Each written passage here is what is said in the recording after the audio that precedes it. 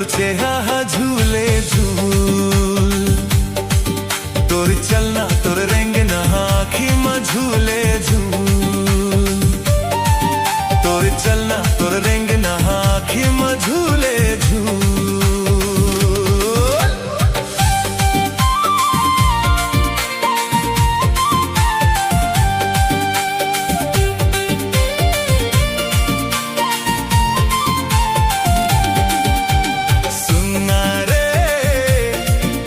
बैजंती के फूल सुनना रे मोर बैजंती के फूल तोर हंसाई दिखाई आँखी में झूले झूल तोर चलना तोर रंग ना आँखी में झूले झूल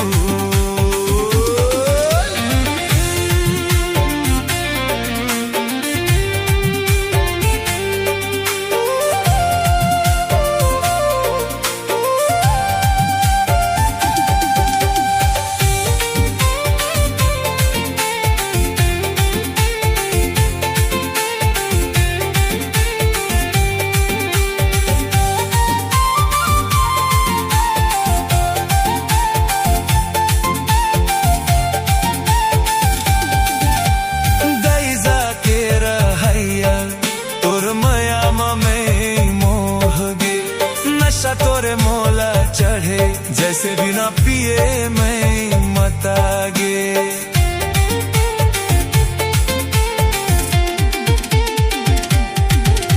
सुनना रे मोरा माँ के मावरू सुनना रे मोरा माँ के मावरू तोरे देखाई जवाई आँखी में झूले झूल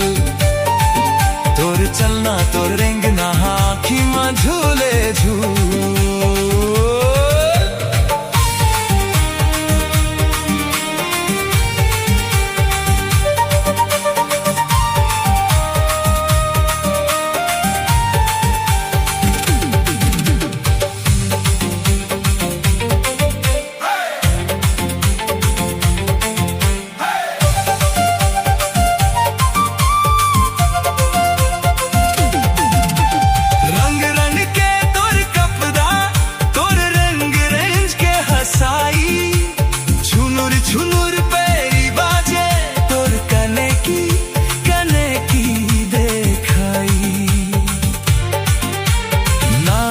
तोर मोती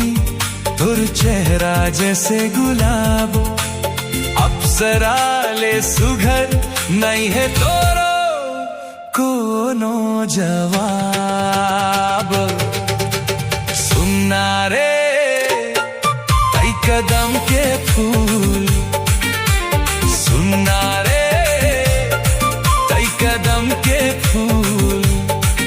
मोरे मन में आँखी में तोर चेहरा झूले झूल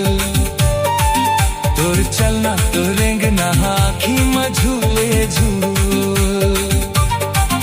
तोर चलना